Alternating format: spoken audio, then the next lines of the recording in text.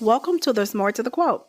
I'm your host, Lauren, and together we will dig into the origins of our culture's most repeated quotes and how they inform the way we relate to ourselves and each other.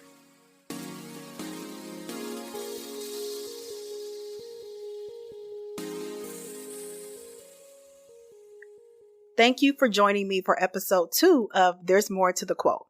Today, we're discussing the quote, "I wish today's music was as good as it was back in the day." And of course, there are several variations of that quote. But before we get started, I want to add a new segment to the podcast called Random Quote of the Podcast. This is a podcast about quotes, and I thought it would be nice to mention some quotes that I see when I'm online. Maybe I'm watching a TV show and I hear a character say a quote, and I just think it's interesting. It won't have anything to do with the topic necessarily, but I think it's an interesting quote. So today's random quote of the podcast is, "Whatever you think you can't do, just know that there is someone who is confidently doing it wrong right now. They have no plans at doing it better either, and people are paying them to do it. Please believe in your own excellence as much as they believe in their mediocrity." And that is from Marley of the Dangerous Woman Agency. Online, social media, it's at Dangerous WCO. So what is it about music from the past that always seems better? And I know some of you are saying, because it is better. Many people would argue with you today that it's no way that R&B or hip hop or anything is as good as it used to be in the past. So I wanted to dig deeper and find out about the variations of that quote and just how long people have been saying it in this country. So did the music that we call classic music, good music, did it suffer from the same analysis when it was the sound of the day? So what I did was I did some research. I looked up some articles, looked in some magazines, a lot of Jet and Ebony, and I found some other books, and I wanted to see how people felt about music throughout the years. And so because there are so many genres and it's no way I can cover all of them, I'm going to focus on a little bit of blues, some jazz, some R&B, some soul, a little bit of disco, other little genres thrown in. So I broke up the podcast into 3 sections. The first section is slop and sex, and you'll understand why soon, but it's basically about sex mostly. The second section is pastime paradise. Shout out to Stevie Wonder. Of course, that's about us living in the past, and the past is always so much better. And the last section is the evolution of genres. How the music we hear today is nothing but just an evolution of what existed in the past. So let's start off back in 1959 when in 1959, jazz was still a popular genre. And the great Louis Armstrong, he did an interview with Ebony magazine in 1959. And it was just a typical interview, but they gave him some spitfire questions. They asked him some questions and he gave a quick answer. And one of the questions that they asked him was, what are his thoughts on modern music versus old time jazz? Not sure if they meant modern jazz when they said the music, but they asked him. And he said, well, there's just 2 types of music, good and bad. And I agree, even though that is subjective. But then he went on to say, bop is slop. And what he's referring to is bebop music. And slop, to me, I don't think, unless there was in the 1950s a slang term for slop, I'm thinking of pig slop. I don't think he liked bebop music. But I'll be mentioning bebop a little bit later.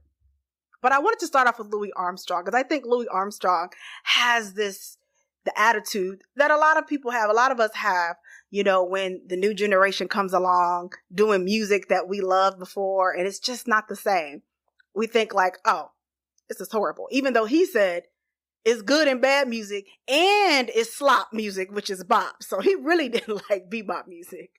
So I thought, well, you know what? Let me go back a little further than 1959. So we're still talking about jazz. Let's go back to 1921. So I was looking around trying to find any old publications or magazines that talked about jazz. And I found one. So it was a publication called the K10 Monthly. And they had an article in 1921 called The Origin of Jazz. And jazz is really new in 1921. And the article was by Madge R. Caton. Now, just a slight history. So Madge R. Caton is the granddaughter of Hiram Rhodes Revels, the first Black man to be a U.S. senator during Reconstruction. So I think some of that, her being a part of a elite family at that point, I think, might have influenced her opinion on jazz music in 1921. Now, the article starts off immediately just going at jazz. It says, jazz, it is strict rhythm without melody. But she talks about jazz in America, in New Orleans. But then jazz started to move up, made its way to Mississippi, going to Chicago, like it's traveling across the United States. And now it's one of the top new genres in the country. And she thought that bands used to be respectable, but jazz bands were the total opposite. And the one thing that they didn't like about jazz is that jazz made people move. She says they contorted themselves in their instruments. It's this idea that if you listen to jazz, you're going to be just influenced, inundated with these negative, evil type of tendencies. She thought it should be in the jungle. Jazz didn't come out of classically trained conservatories, right? Jazz came out as just your regular people. It came out of places that may seem a little low down, a little dirty, a little gritty. And that's the reason why she said, that's the main reason why we shouldn't like jazz, because it came out of just the gutter. Now, Louis Armstrong he is a legend, an OG in the jazz game. So when she's talking about jazz, she's talking about him. This is the time that he was out doing his thing. He was coming up in jazz. And so it's interesting how the new generation in the 50s or whatever, Bebop came out in the 40s and 50s, that he didn't see it as good music. But when he was a young man coming up making jazz, it was someone else who also thought what he was doing was slop. Very ironic. So let's get into the sex part of this section. So we're going to move from the 1920s in jazz. We're going to move back to the 1950s, but we're going to be talking about blues records. So in Jet Magazine, they published a few articles about dirty music in the 1950s, about blues, rhythm and blues. But this particular article in 1952 was titled The Truth About Dirty Records. And so it was basically just exposing, not really exposing dirty blues records, but trying to let the readers know, don't be fooled. You might be listening to dirty records and you don't even know it. So apparently in the early 1950s, this was the height of blues, of dirty blues records. And it wasn't just that they were being sold, because, there have been dirty blues records decades before. However, you could hear them, according to the article, you could hear them everywhere. You go out to eat, you hear them. You walk down the street, the jukebox, you could hear these records. And so this is a few decades after Lucille Bogan, made her type of dirty music that was a little more in your face, vulgar, more on the WAP side, like Cardi B and Meg Thee Stallion. But they're saying in the 50s, what they were doing was these dirty blues records were masquerading under blues and race records. And race records were just Black people singing and playing and doing comedy on records that were advertised for Black people. So that's the race records. So they were trying to say, oh, this is not just a blues record that you just pick up, a race record that you just pick up. Like, these are dirty, filthy records. And so they wanted to let the reader know, just in case you don't know, we want to give you some song titles. Now, a lot of these song titles, or these songs, I should say, are songs from the old school blues people. The Blues Queens did the songs. Other people have done these songs. So they're kind of just redoing what already had been done, but they got a little more popular. So some of the titles were Hot Nuts. Now that is pretty obvious, so I'm not going to be mad at that. 60-Minute Man. Now 60-Minute Man went number 1 for 14 weeks on R&B chart. So Black people love them some 60-Minute Man. And it hit number 17 on the pop charts. So white people liked it too. There was Let Me Play With Your Poodle, Dirty Mother for You, CC Rider, Lollipop Mama, and Long John Blues. And I kind of like, Dinah Washington does an excellent cover of Long John Blues. Also, the writer wants to let us know that if you don't know what the words mean, right, you think the words mean something else, you're going to innocently listen and you're going to be transported directly to your bedroom and you're going to hear, you don't know they're doing it, right, but they're describing rough sex. This is what the article says. But you don't know because you don't know the words to look out for. So what would those words be? Well, rocking, roll, bite, rider, grind, and grass. Now, everything except grass, I don't know what grass, okay, maybe I do know what grass means. I can see how some of those, I don't know how anybody could grind. I don't know how they could not know. But this wasn't just Jet Magazine, right? This is not just, this one writer in Jet Magazine didn't like the music, so he wrote an article. No, because in the book, Too Heavy a Load, Black Women in Defense of Themselves, Deborah Gray Wright discusses what some Black women organizations or clubs and associations, what they thought about blues and rock and roll. People from those organizations like the National Association of Colored Women, they did not appreciate the lyrical content of the Black women blues singers. And then even when rock and roll came around, they felt that type of music portrayed Black women in an extremely negative light. It didn't represent the true essence of Black women's womanhood. Doesn't that sound familiar? I think it's the same thing people say today about Black women artists. So this idea that only in recent years, female artists who create, whether it's a hip hop record or R&B record, that they're being too nasty, they're not representing women well. Like, this idea is not new. It's not just this generation where people have said the Black women are not representing what being a true lady is. Now, if we go to the 1970s, now for me, the 1970s is a time that seems very sexual to me. I'm thinking about blaxploitation films. And I know like in the 60s, they had Woodstock and the hippies and all that free love. But when I'm thinking of Black artists, the 70s to me has a lot of sexual type records. And I feel like people in the 70s dressed a little sexual. I've seen the photo albums of everybody. There was an article about, in 1976, titled, Is There Too Much Sex in Music Today? In 1976. So this is not a new story. This is not new. And they interviewed different singers. And none of them, they didn't all agree.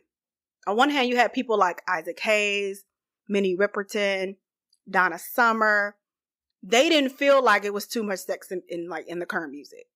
They were like, look, it's a part of life. This just is what it is. Maybe back in the day, it was taboo, which we actually know that back in the day, it wasn't taboo. Maybe people were pretending that it was taboo but somebody was buying those dirty records in the 50s. But they were like, hey, it's a new day and age. We cool with sex and music. You have people kind of in the middle. So you have people like Johnny Taylor, who was like, okay, the public likes to buy sex records that talk about sex, but he was like, well, you got to be tasteful though. Now I think one of his most famous songs is Who's Making Love to Your Old Lady While You Out Making Love. I guess that's kind of, a little tasteful. It's not really that vulgar. It is kind of tasteful. Now, surprisingly for me in the article, they interviewed a lot of artists who kind of said the same thing. But Chaka Khan, I don't know why Chaka Khan she just exudes sex appeal to me. And maybe that's why I kind of felt like, why is Chaka Khan saying that she's not about sex and music? Like, she feels like if you're going to talk about sex, then it needs to be unintentional. And I don't know if that's the word. I don't know if they quoted her wrong, but unintentional. It's like, well, if you're talking about sex, don't you want it to be intentional? But she thinks it should be unintentional. So she did not like overt sexual references in songs. She also didn't like moaning in songs. So I guess that means she wasn't listening to the Marvin Gaye songs. She was listening to Barry White, Major Harris, Love Won't Let Me Wait. She definitely wasn't listening to Donna Summer. But she felt like if you moaning on a track, that means that, well, not the artist is, but she felt like it was unmusical to do something like that. And Shaka Khan's opinion kind of about, oh, if you're going to make a song about sex, it should be unintentional.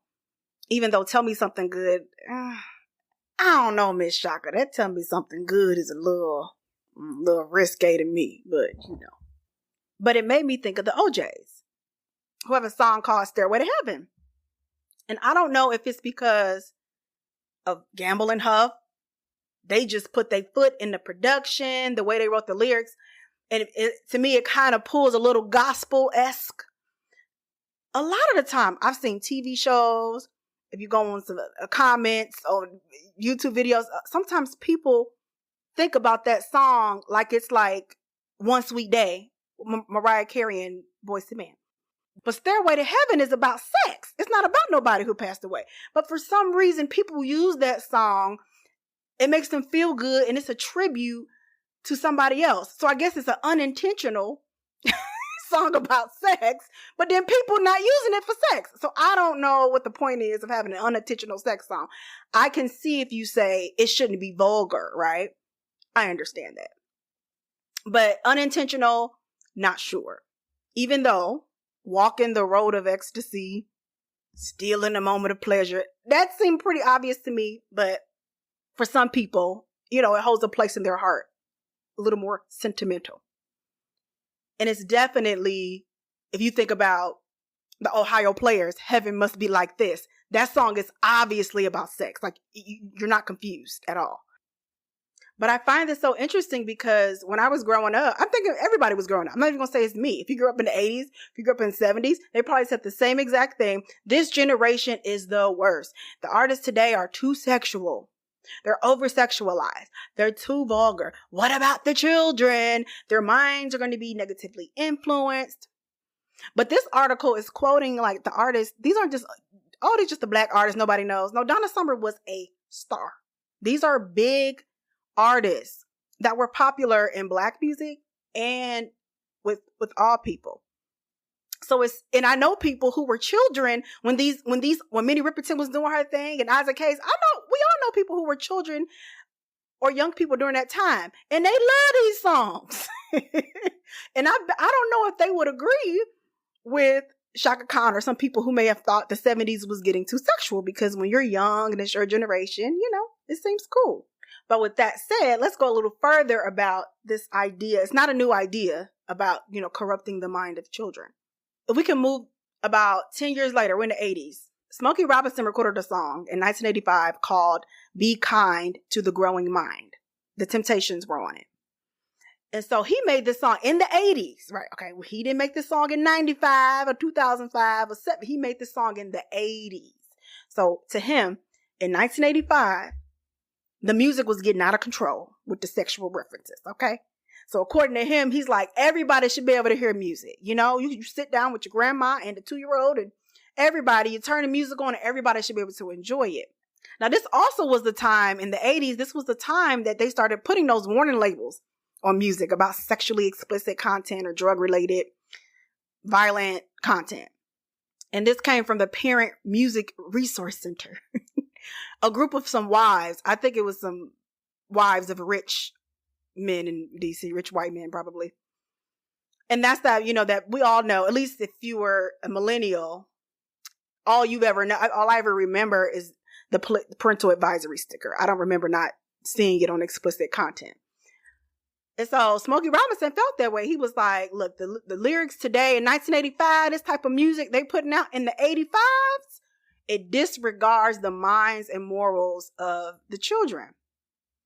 I'm not sure what songs he was talking about, but the PMRC, they had a Senate hearing in 1985, and they provided a list, it's all genres, a list of the Filthy 15.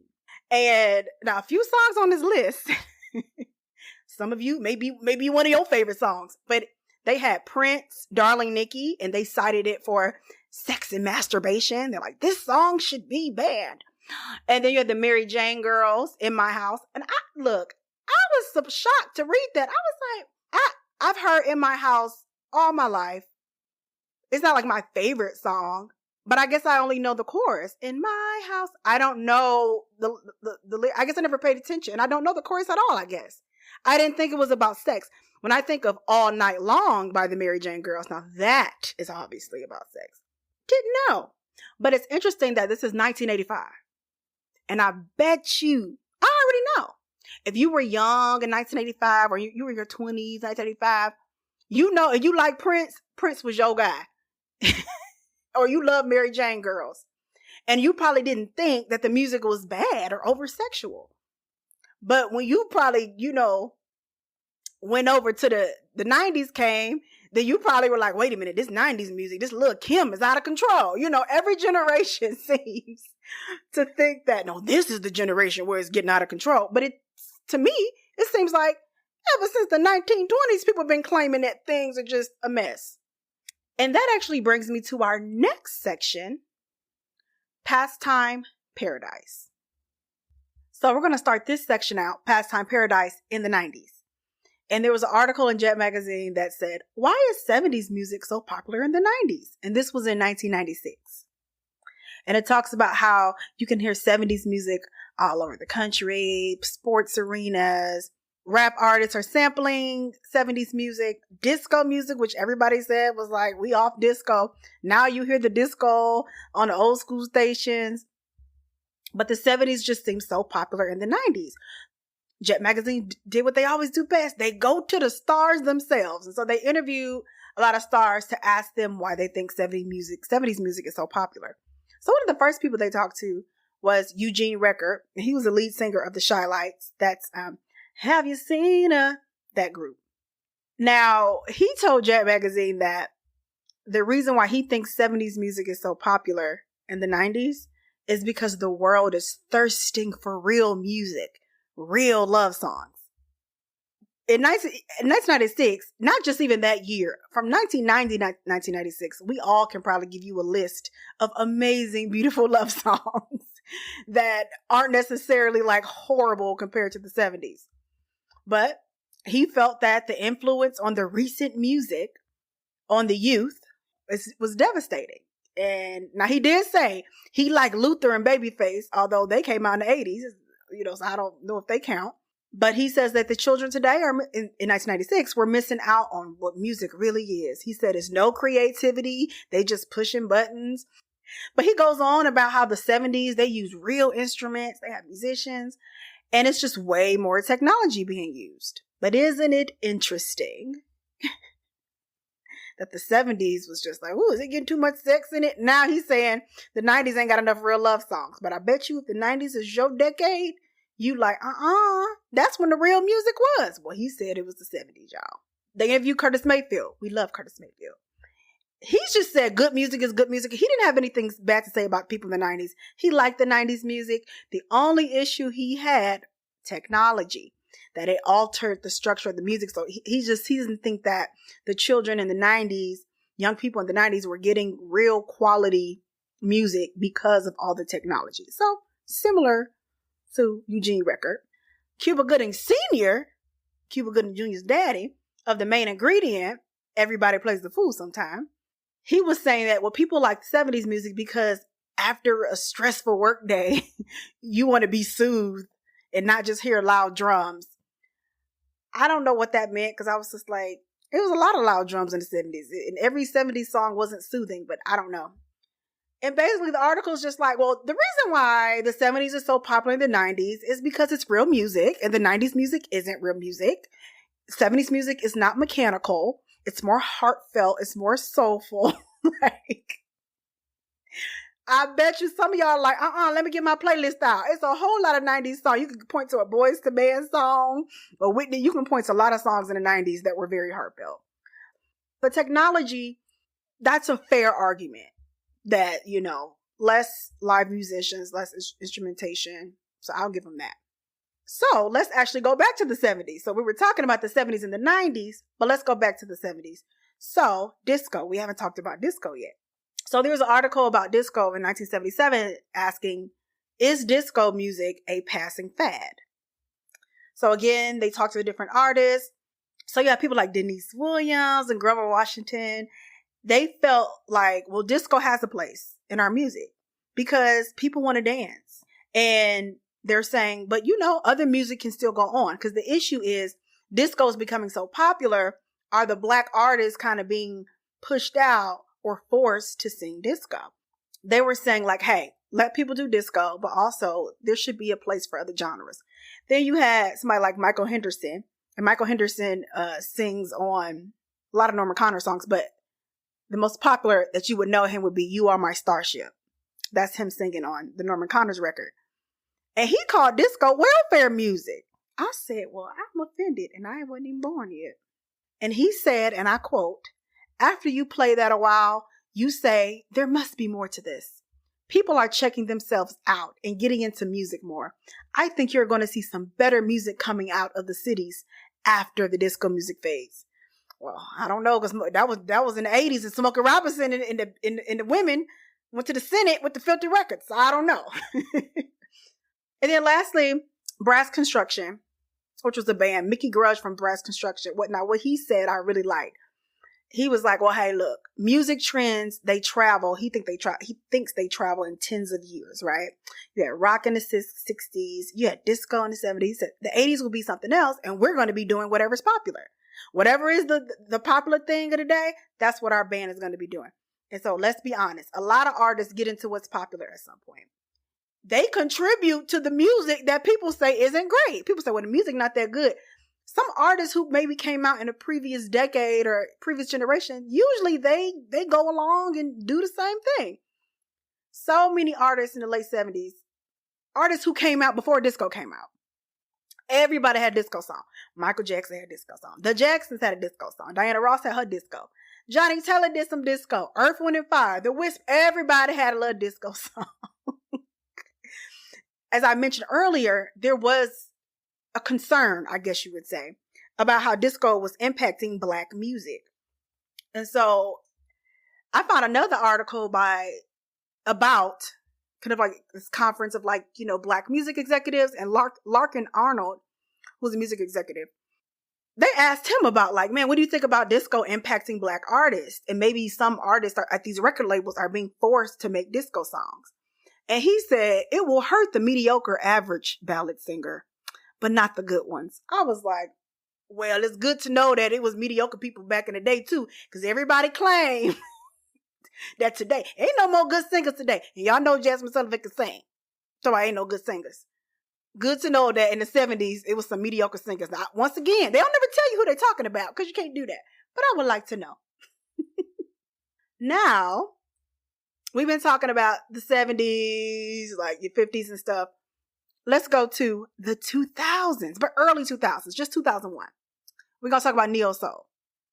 They interviewed a lot of Neo Soul artists, just kind of about what they felt about their music. So, you had Erykah Badu, Jill Scott, you had all the people. But I want to touch on a few of them who said some very interesting things to me. And they kind of tied to what we talked about earlier. So they kind of profiled Maxwell. This was in Jet Magazine. And Maxwell basically said, hey, I'm just trying to do good music with substance. They call him hey, he's one of the founding fathers of the soul revival. Now, what's interesting is Maxwell's album came out in 1996. It's interesting that someone like Maxwell was out in the 90s. The older generation at that point, who were popular 20 years before, they didn't see that talent the same way. There's somebody like Music Soul Child. Music Soul Child was like, I'm here to bring the soul back to soul music.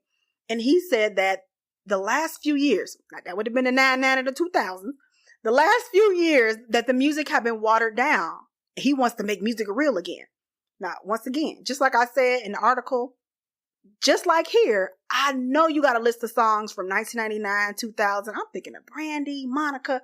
It's all type of albums that were made in the late 90s, early 2000s that I think was great music. It wasn't all neo soul, but I don't think it was watered down music. Not all of it, but that's what music felt. So he's like, I'm coming up to make sure we bring the soul back to it. And he felt that the contemporary R&B was oversaturated with sex. Of course, that's every generation. He's right. We in the 2000s, we done walked through. We was the sex in the 50s. Sex in the 70s, sex in the 80s.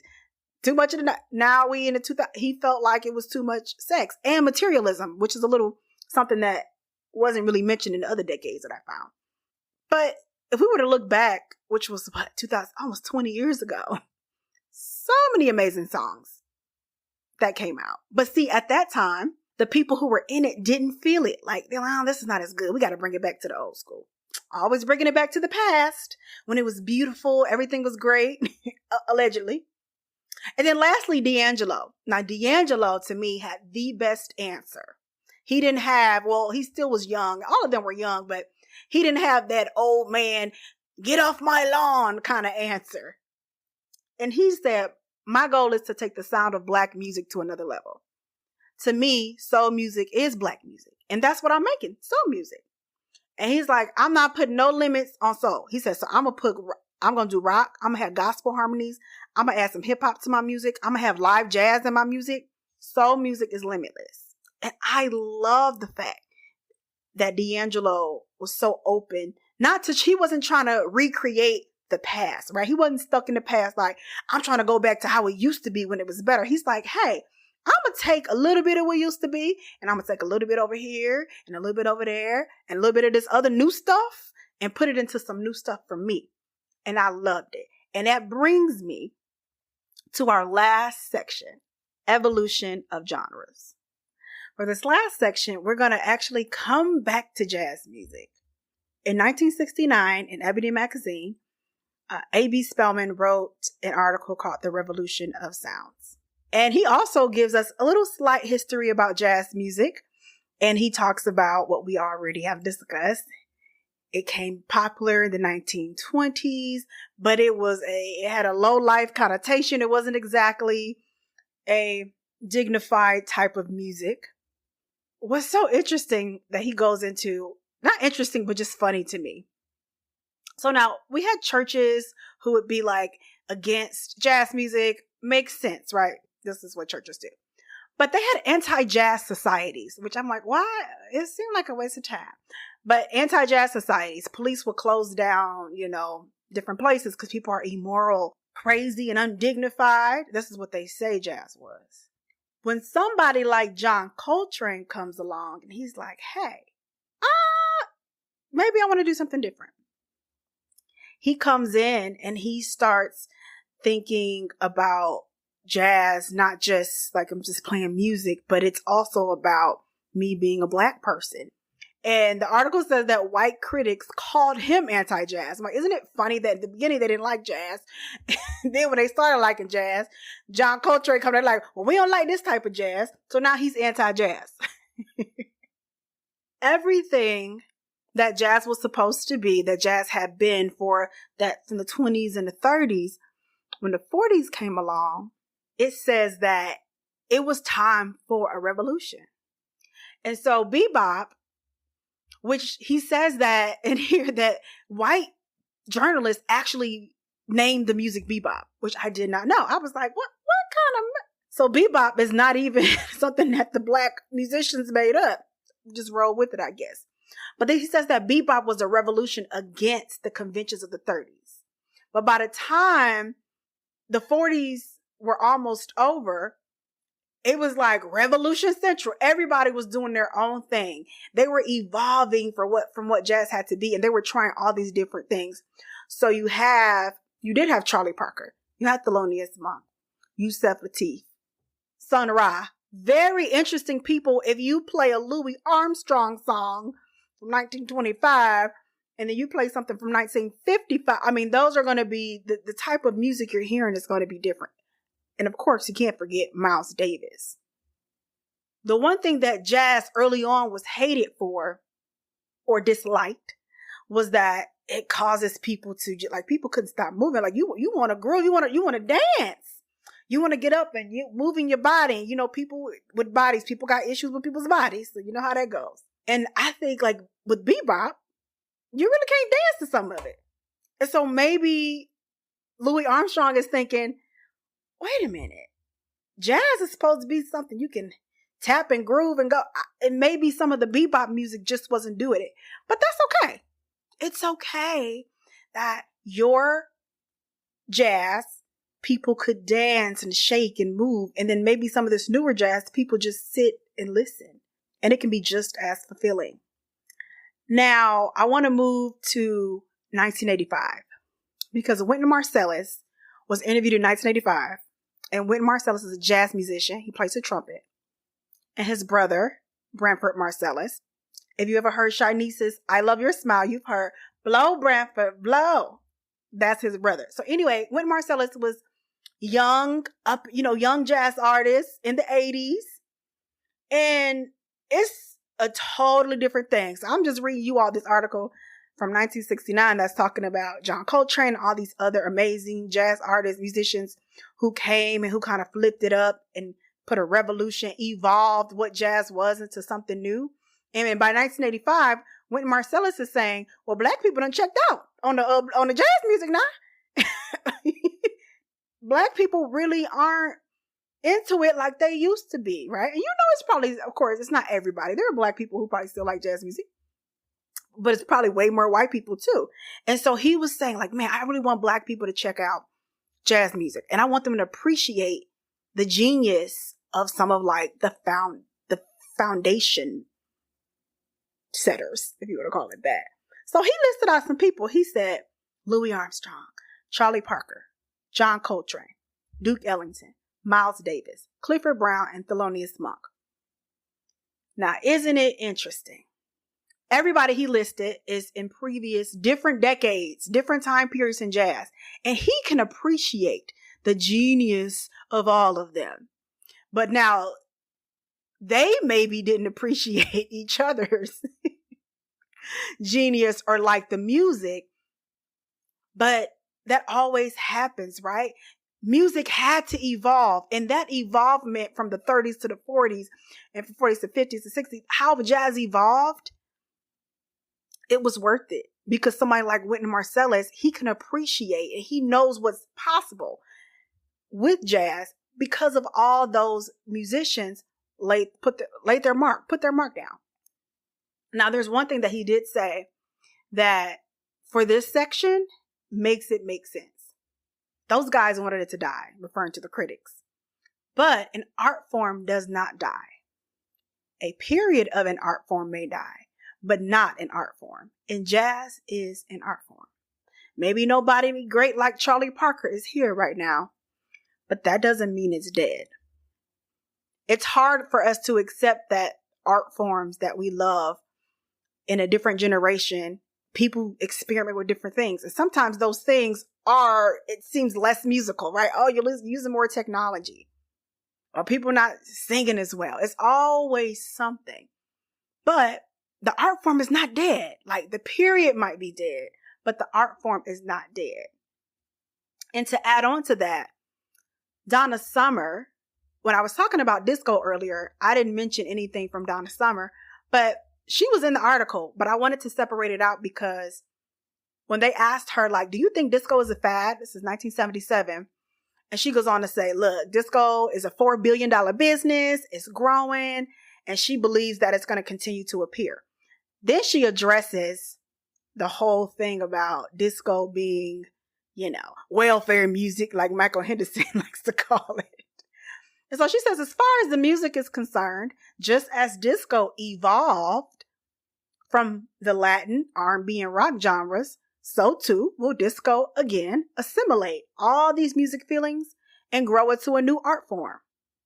What she was saying happened. Now, disco's at the late 70s.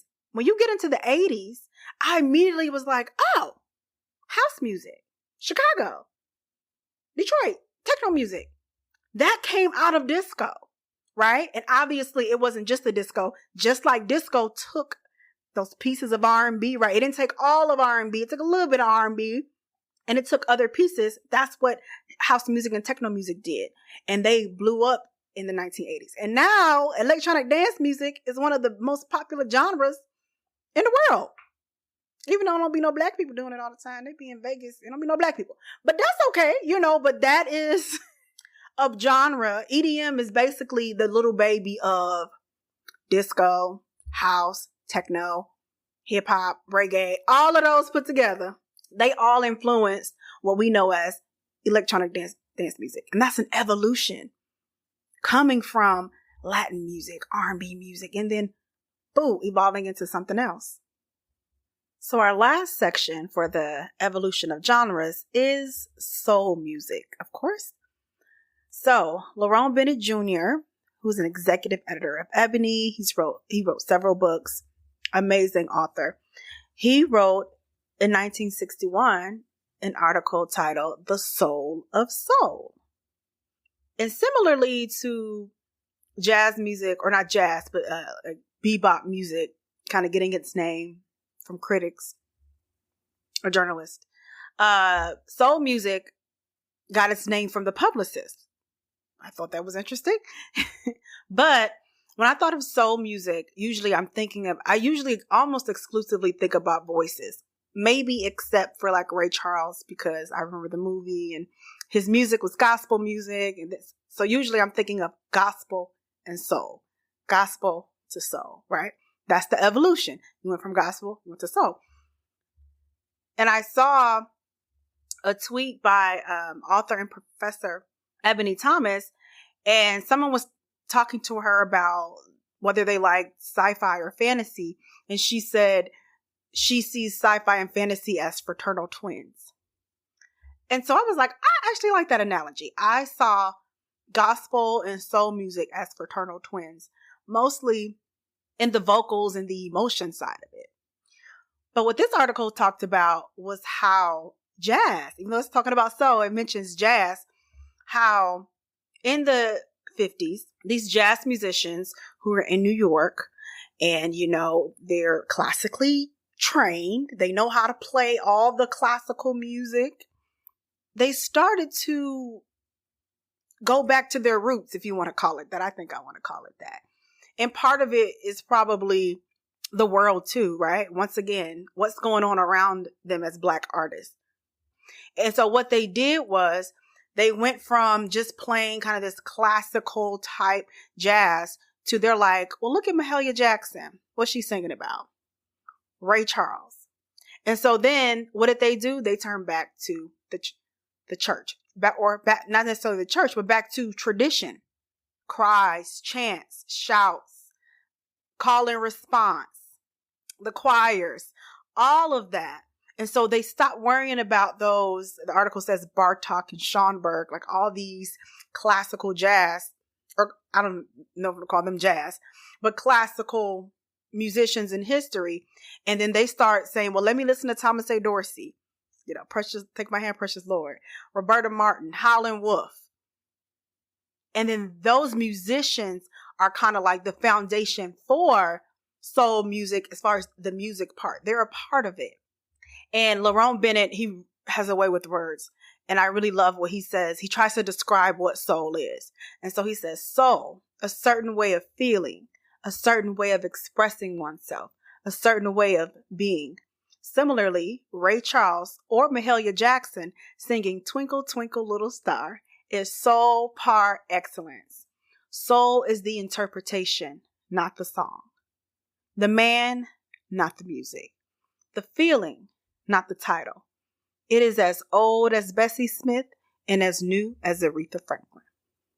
And at this time, 1961, Aretha Franklin was just starting her career in secular, if you want to call it, in soul music.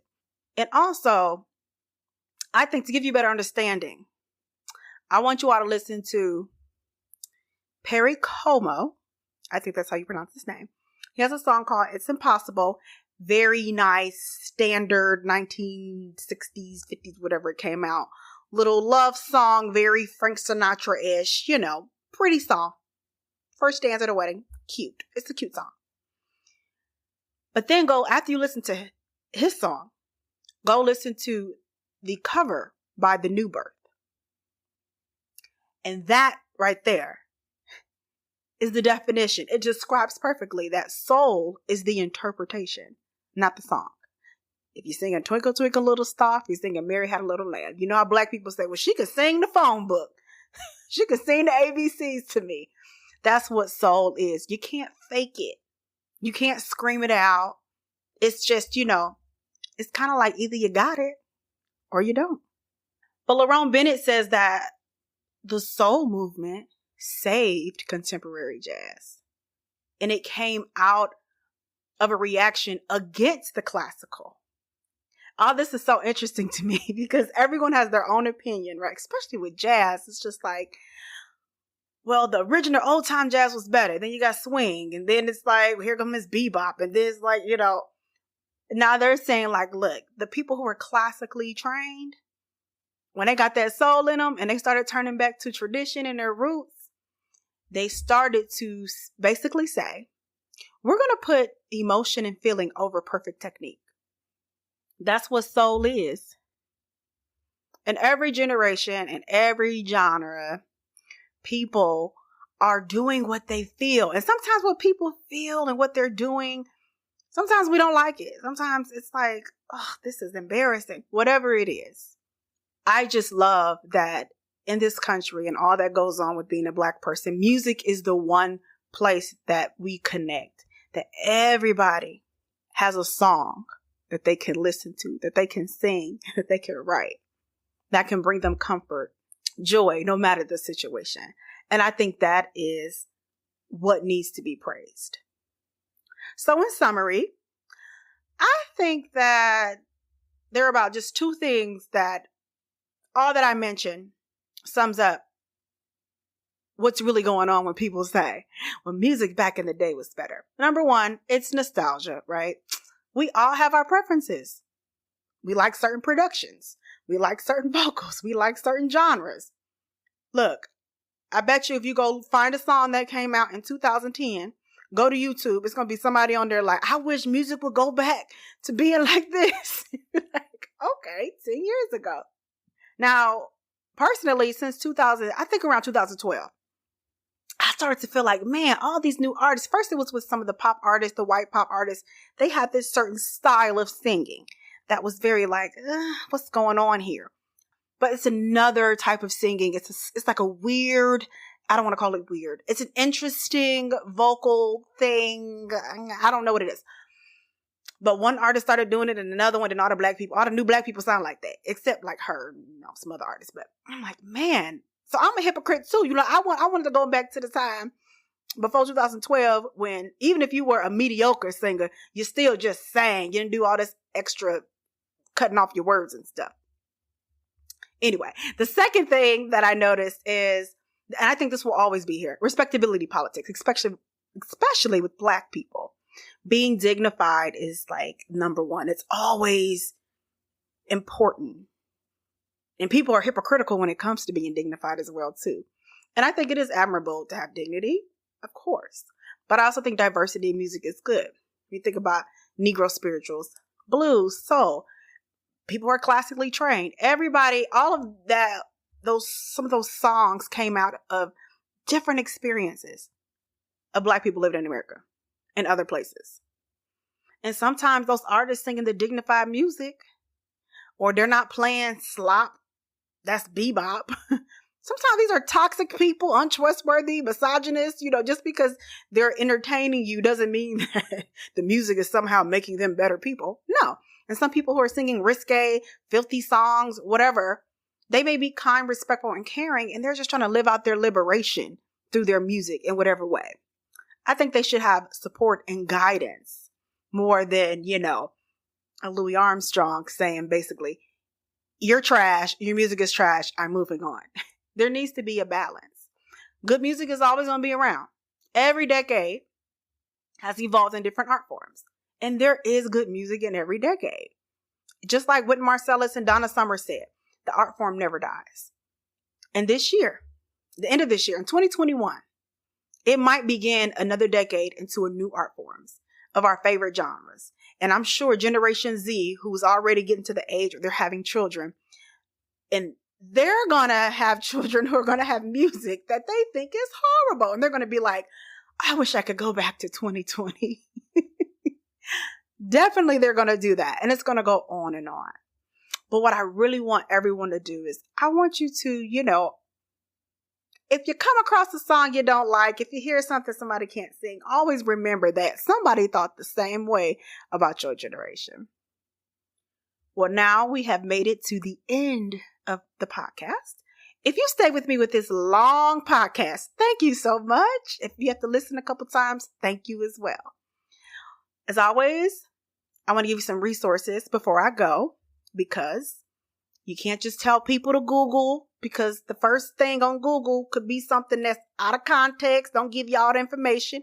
And if you go on YouTube, somebody if you're a good orator, if you're a good speaker, you can convince people of anything. It don't have to have no bibliography. So I don't want y'all out here getting got. So for the reading resources, I recommend Black Pearls, Blues Queens of the 1920s by Daphne Duval Harrison.